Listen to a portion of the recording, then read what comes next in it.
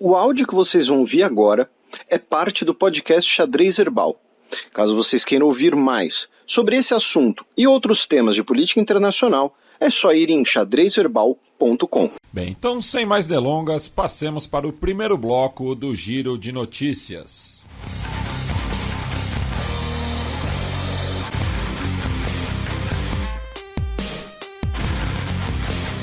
Giro de Notícias.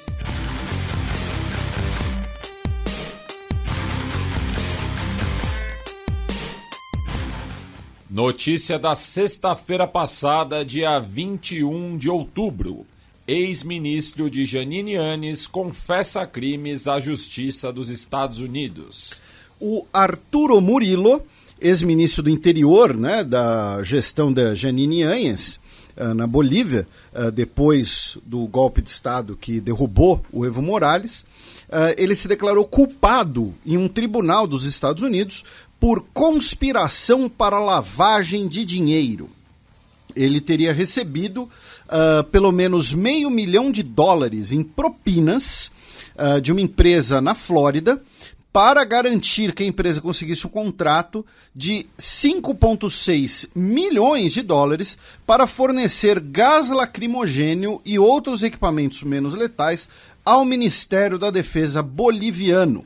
Tá?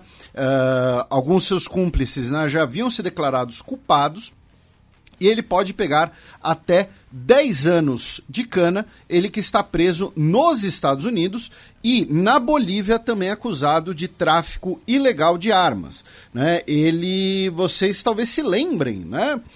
Não só pelas ações truculentas da polícia naquele período, mas porque ele apareceu uma vez num vídeo com um par de algemas, dizendo que elas estavam esperando pelo Evo Morales, que o Evo seria algemado, encontrariam o Evo onde ele estivesse, ele seria algemado. Então, essa foi uma das notícias bolivianas dessa semana. Você tem outra, né, meu caro Matias? Do La Razón. Exatamente. Fica aqui o puxão de orelha pro La Razón, porque eu acabei colocando no nosso roteiro a linha fina, não a manchete, né? Porque nas últimas semanas tem sido uma polêmica na Bolívia a questão do censo, né? Porque a oposição tem acusado, né, o governo de instrumentalizar o censo, né, de que está politizando o censo, quando o censo, na verdade, é uma política de Estado, não de governo. Né? Então, o censo serve justamente para mapear a população e saber como aplicar as políticas públicas. Né? Então, essa é uma polêmica que está ganhando corpo na Bolívia. E houve, né, um quarto encontro dos governadores para discutir como se dará o censo, né, que está sendo planejado para março de 2024. E qual foi a única ausência, Felipe? Eu não sei. Não tem nenhum palpite? Não, eu não vou palpitar. Eu sou contra o censo, o bom senso e o palpite. Bem, o único governador que não se apresentou foi o Luiz Fernando Camacho, né, que talvez seja um dos rostos mais conhecidos justamente de 2019, né, ele que carregava a Bíblia, enfim, daí tem toda essa questão também do separatismo, né, do departamento de Santa Cruz. Então ele foi o único governador a não se apresentar a esse encontro, né? Lembrando que são 9 departamentos na Bolívia, né? Que é a divisão administrativa do país, né? Análogo aos estados no Brasil ou províncias na Argentina. E dos 9 governadores, o Luiz Fernando Camacho foi o único ausente. E justamente ali um pouco mais ao sul, né? A Bolívia que perdeu a guerra do Chaco para o Paraguai. Vamos para o Paraguai. Essa semana tivemos a notícia de que o Osvaldo Vilauba, o ex-líder, né, do Exército Popular Paraguaio, que é uma guerrilha comunista no Paraguai, né, que tem aí mais ou menos seus 30 anos de existência. E opera principalmente em regiões próximas à fronteira com o Brasil. Inclusive tem ligação com a questão dos brasiguaios, sim, né, especulação de terra e tal. E ele foi morto num confronto com soldados paraguaios né? O Exército Popular Paraguaio, inclusive, que havia raptado, né, o ex-vice-presidente Oscar Denis em setembro de 2020, e esse confronto foi parte, né, de uma operação de resgate, né, do ex-vice-presidente. Então, o principal líder do grupo, o Oscar Villalba, foi morto essa semana num confronto com tropas paraguaias. Notícia do último domingo, dia 23 de outubro. Número de mortos em confrontos étnicos no Sudão sobe para pelo menos 220. Os confrontos são principalmente entre os grupos Hausa, né, e a comunidade dos Berta. Né? A gente já mencionou algumas vezes aqui, infelizmente, esses conflitos no sul do Sudão, nesse caso na província do Nilo Azul, né, que, lembrando, o Nilo Azul é o braço do Nilo que nasce na Etiópia, e são confrontos tanto pela posse de terra quanto pela posse de gado. Alguns integrantes desses grupos são povos nômades, outros são pastoris. Então você tem, muitas vezes, o confronto motivado pelo roubo de gado, e aqui quando a gente fala gado, pode ser gado bovino, pode ser cabras, camelos. A gente, né, teve um episódio recentemente que foi muito ligado aos camelos. E aí o grupo que foi alvo inicialmente retalia, e nesse processo tivemos pelo menos 220 mortos, inclusive com povoados incendiados, fazendas destruídas. Pelo menos 7 mil pessoas foram deslocadas internamente no último mês no Sudão, tá? E também no Sudão, nessa semana, no último dia 26, nós tivemos uma manifestação na capital Khartoum por conta do aniversário do golpe militar no país. O protesto foi liderado pelo Comitê dos Médicos Sudaneses, que foram muito importantes nos protestos que derrubaram a ditadura, e depois, né, sofreram, por sua vez, um novo golpe militar. E, segundo o Comitê dos Médicos Sudaneses, um manifestante morreu após ser atropelado por uma viatura de polícia. Tá? Tivemos outras pessoas que foram detidas, e a internet no Sudão passou 3 dias completamente bloqueada nessa semana. Tá? Lembrando né, que um ano do golpe militar do general Burhan, depois da Revolução Popular, que derrubou o ditador Omar al-Bashir. Já na segunda-feira, dia 24 de outubro, 10 soldados foram mortos e 50 feridos em ataque à base militar de Burkina Faso. Um ataque na base de Djibo, que fica bem no norte do país, tá? Perto, inclusive, da fronteira com Mali, né? Lembrando que Mali e Burkina Faso são países que estão envoltos em conflito há anos, tanto contra grupos islamistas, grupos ligados ou à Al-Qaeda ou ao Daesh, quanto também envolvendo grupos armados, milícias armadas que buscam controlar os recursos naturais desses países. E tivemos esse ataque contra a base de Djibo, tá? Um ataque que foi realizado pelo braço local da Al-Qaeda, o Nusrat al-Islam, e pelo menos 10 soldados de Burkina Faso morreram, outros 50 ficaram feridos, como o Matias mencionou. Segundo as autoridades de Burkina Faso, 18 dos atacantes morreram, e existe, não vou dizer suspeita, porque não é algo exatamente ilegal, mas existe a especulação de que a Força Aérea Francesa teria fornecido inteligência para as forças de Burkina Faso.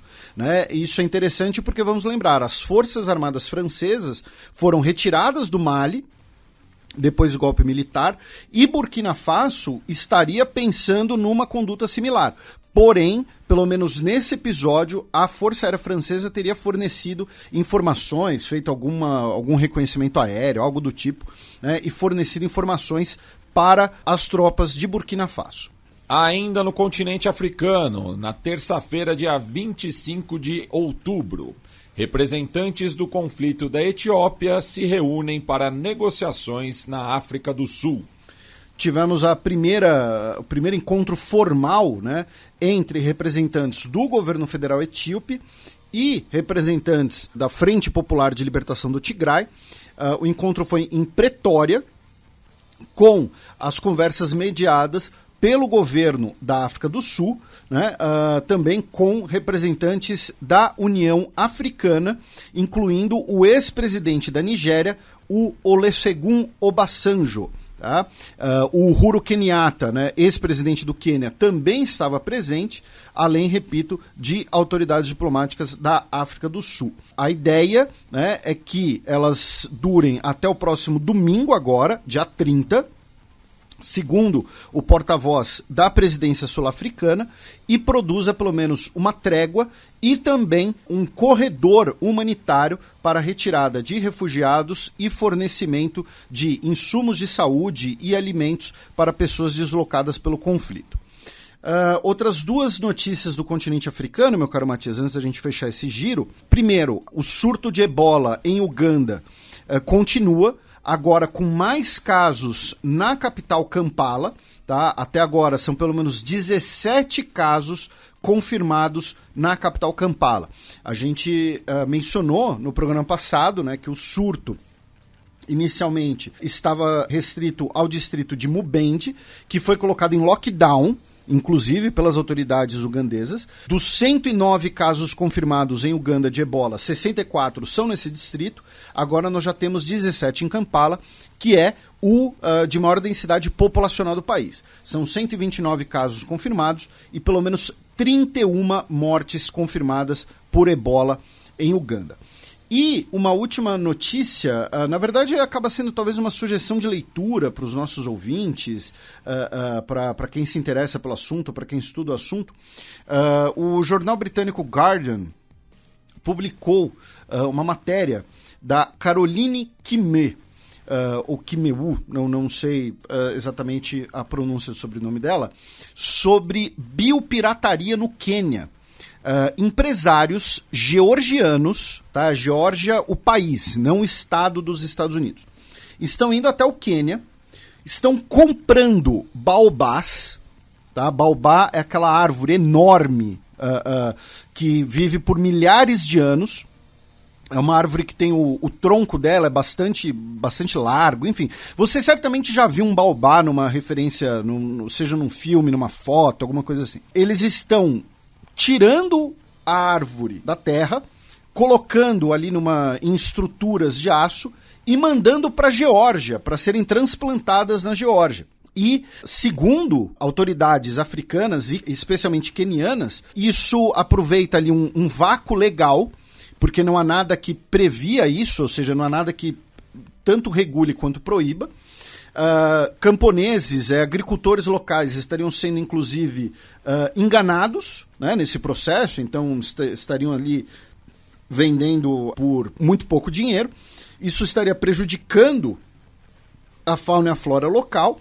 E também o baobá ele serve para pesquisas de fornecimento de vitaminas, de antioxidantes, enfim. É uma matéria muito interessante sobre o conceito, né, de biopirataria e essa atividade, digamos assim, que hoje em dia ela acaba sendo facilitada, é claro, por avanços tecnológicos, porque aí você consegue, de forma muito mais, entre aspas, fácil, transplantar uma árvore gigantesca do Quênia para a Geórgia, né? Então fica a sugestão de leitura.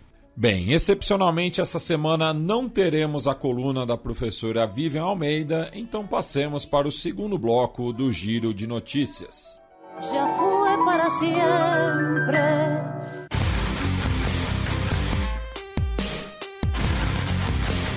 Giro de Notícias.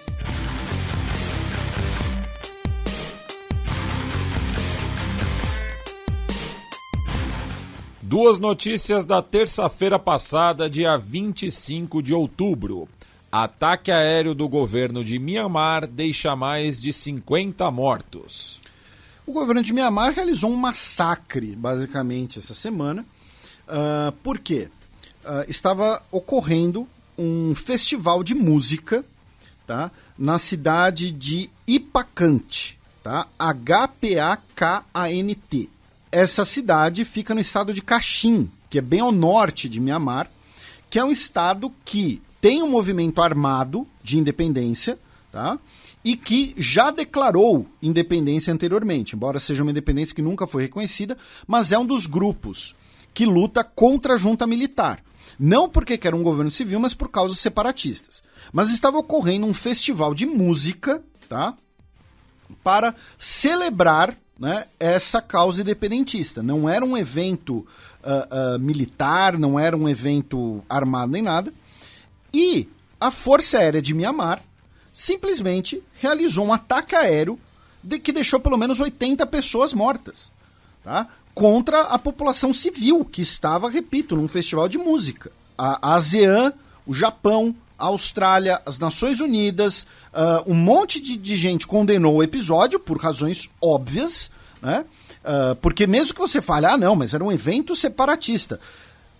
Existe um negócio chamado uso desproporcional de força contra civis ainda por cima, né? Então, assim, um negócio escandaloso, absurdo, realizar esse ataque aéreo que deixou dezenas de mortos, que foi um verdadeiro massacre. Estados Unidos realiza ataque contra a base do Al-Shabaab na Somália.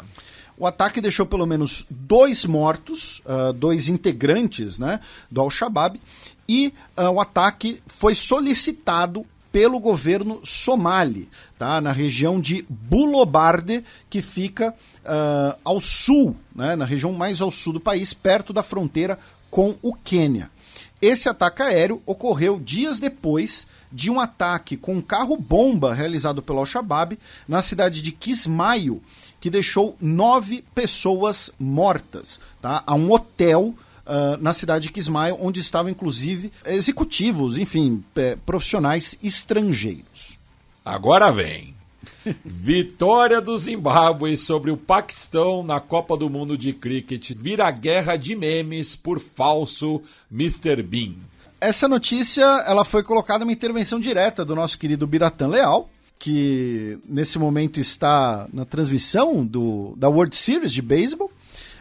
O que acontece, né? O cricket é um esporte muito popular em alguns países, né? Nós temos Fronteiras Invisíveis da Commonwealth, é o esporte mais popular no Paquistão, inclusive, e nós tivemos o jogo entre Paquistão e Zimbábue, e o Zimbábue era o azarão e venceu por 130-129, tá? No finalzinho. E ocorreu ali uma verdadeira guerra de memes, né? Já existiam ali algumas provocações, e isso inclusive, né, virou, né, matéria jornalística na imprensa paquistanesa, na imprensa do Zimbábue, por causa do Pac-Bin, tá? PAK, que é a sigla internacional para Paquistão, Bin, do Mr. Bean. Por quê? Olha só o que aconteceu. O presidente do Zimbábue, o nosso Emerson Mnangagwa, fazia tempo que a gente não falava dele, ele tuitou, né, que vitória para o Zimbábue. Da próxima vez, mandem o verdadeiro Mr. Bean. O Mr. Bean todo mundo conhece, né? O personagem do Rowan Atkinson foi muito popular no mundo inteiro, inclusive no Brasil. Um dos motivos que tornava ele popular no mundo inteiro era o fato dele... não falar? Exatamente, né? Era um personagem... Era uma comédia física. Era uma comédia muda, né? E por quê? Qual a origem disso? Né? Porque antes do jogo, um cidadão do Zimbábue tuitou, a Federação Paquistanesa de Cricket foi lá e postou, próximo jogo, próximo desafio, e o cara respondeu, nós nunca vamos perdoar vocês. Vocês uma vez nos mandaram o fraude Pac-Bin em vez do Mr. Bean Rowan. Nós vamos ajustar as contas amanhã. E um monte de gente começou a tuitar e postar sobre isso. Por quê?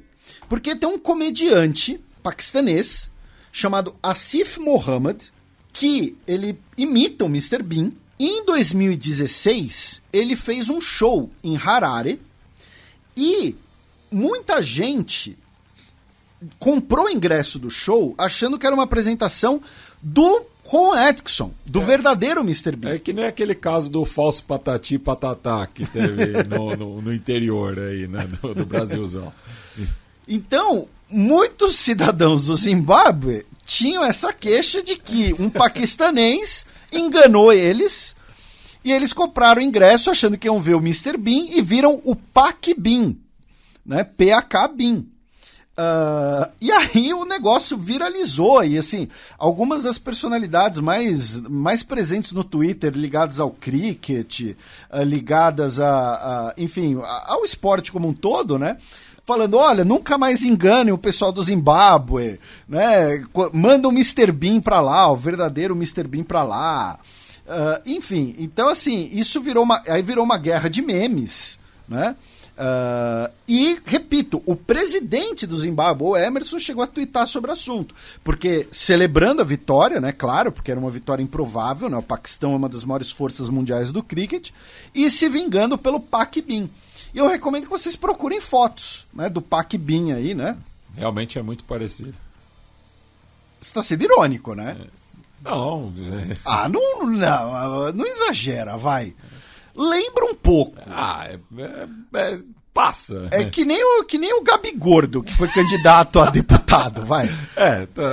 Tá pro nível do Gabi Gordo. Assim. Pois é. Então, essa, né, é uma crise internacional entre Zimbábue e Paquistão por causa de um dublê de Mr. Bean e da derrota no cricket. Não poderia ficar de fora aqui no programa. Homem invade casa da presidenta da Câmara dos Representantes dos Estados Unidos. Um homem entrou na casa da Nancy Pelosi hoje. Ele gritava, né, em São Francisco, procurando pela Nancy Pelosi. E ele agrediu a marteladas o Paul Pelosi, o marido da Nancy Pelosi, que sofreu fraturas no crânio, lesões nas mãos e no braço direito, teve que ser submetido a uma cirurgia delicada. Aparentemente agora, né, às 22 horas e 22 minutos do dia 28 de outubro, ele vai se recuperar, porém foi uma cirurgia delicada, tá? O agressor se chama David DePape, e ele vai responder por tentativa de homicídio, agressão com arma letal, roubo, abuso de idosos, e estão investigando quais seriam as motivações, né? Muito provavelmente, né, pode ter uma motivação política ali, né, do cenário eleitoral, né, das teorias de conspiração que circulam nos Estados Unidos. Vamos esperar ainda a investigação.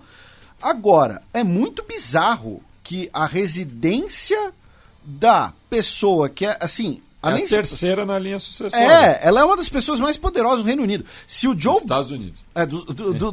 Dos Estados Unidos, não sei porque eu tô com o Reino Unido na cabeça. Mas assim, se o Joe Biden pegar uma gripe e a Kamala Harris, sei lá, pegar um resfriado também, ela vira presidente. E o cara entra na casa da pessoa com um martelo e dá na cabeça do marido dela. Tipo, não tem segurança, enfim, sei lá, achei isso muito doido, isso que eu achei a parte mais doida, né, porque assim, a gente vê histórias, pelo menos às vezes, de pessoas no aeroporto, né, toda a revista, todo o trabalho de segurança que tem para entrar e sair dos Estados Unidos e tal, e um cara entra na casa da presidente da Câmara dos Deputados e dá uma martelada no marido dela, mas enfim, esperamos aí que ele se recupere completamente e né, vamos aguardar as investigações para determinar a inspiração, né, a motivação do ataque.